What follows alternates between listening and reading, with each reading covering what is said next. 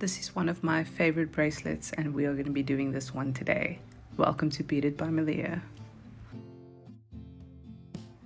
And these are the items you are going to need. You can take a screenshot if you want to keep it aside. If you are going to do this, let's get started.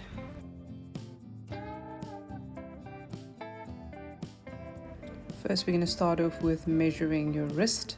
Then we're going to put pins down to mark exactly where you want the bracelet to start and where you want it to end. I'm using a beading needle. It's totally optional. If you want to use a beading needle and you do not have one and you have tiger tail, you can use tiger tail as well by cutting a piece off, folding it in a V shape, pressing it together, and that will work perfectly fine.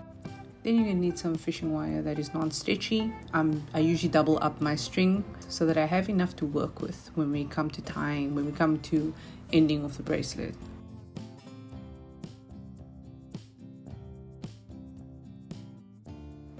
I'm starting off with a crimp bead and then a crimp cap so that I have the beginning of my bracelet almost completed before I add all my beads, and then we will do the same at the end as well by adding a crimp bead and a crimp cover. I remember when I started beading, I got all my tools and everything, and I decided to just get crimp caps and crimp covers basically, and I didn't know that I needed a crimp bead. I thought, how is this working? So if you're a beginner, just know that you do need a crimp bead in order to cover the bead with a crimp cover.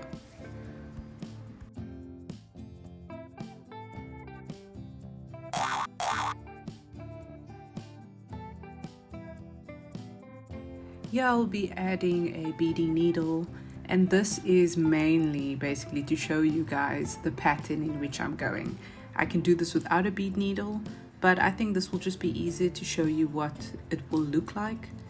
And I think this is beautiful. This is, like I said in the beginning, my favorite bracelet so far. Might not be to everyone's taste, but I really like it and it looks really amazing on the wrist. The pattern we're following is we're going to do the 2mm purple bead, the 1.5mm gray bead, the amethyst stone, then a gray bead again, then a purple bead again, then a gray bead, then the amethyst stone, and then you'll basically just repeat that pattern. Just follow along and you should be fine. According to Google, amethyst stones promotes healing, peace, serenity, and it helps with anxiety by calming you down.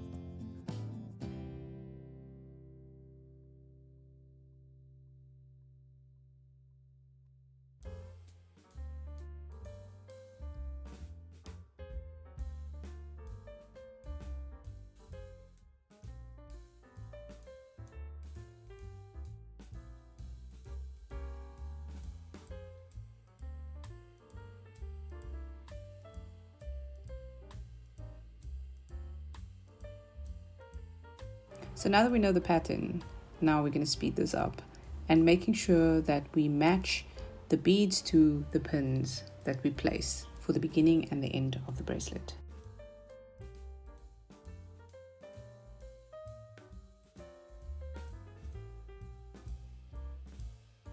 If you are enjoying the video so far, please don't forget to like and subscribe for more content like this. We're going to have lots of fun making so many jewelry with beads. It looks like we are almost done. Make sure to just put it around your wrist to just see if you feel that the length is good enough.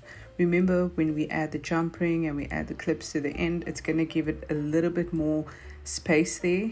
So don't worry about it if you think it feels a bit too tight. You can always add extra jump rings to make sure that it fits your wrist properly, or you can add extra beads. It's completely up to you. Now to end of the bracelet, we need to add the crimp cover first, and then we're adding the crimp bead. Yes, my string that looks a bit short. I accidentally bent the string too much and it broke. So luckily I had a little bit of string left to work with. Guys, these things happen when you're beading. Like, nothing is always perfect every time when you bead, so don't be too hard on yourself if silly things like this happen.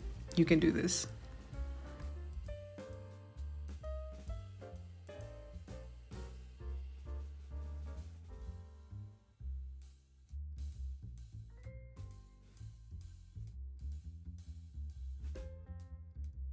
So to the one side of the bracelet, we're going to add 2 jump rings and a trace chain. This chain is about a 2mm. And then to the other side of the bracelet, we are going to add another jump ring and the clip. I would advise that if you're going to use a clip, do not use the circle one. This is actually really hard to put on your wrist when you can only use one hand to do so. I would advise using the horse clip. That is so much better, it's so much easier.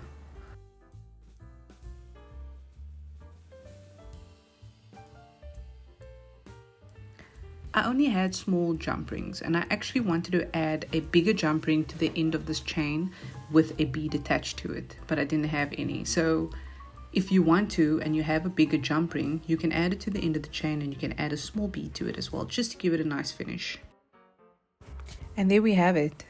This bracelet is so beautiful. It looks elegant, it's really gorgeous, and with the chain attached to the end actually makes it really look nice. It really complements it. Thank you for watching. I hope you guys try this out, because this is a really cool bracelet. I shouldn't be saying it so much, but this is one of my favorite ones, and I basically wear it every day, which I shouldn't because it's gonna break eventually, but I can make more. You can make more. So why not? Let's wear it every day. Hope you have a good day. Cheers.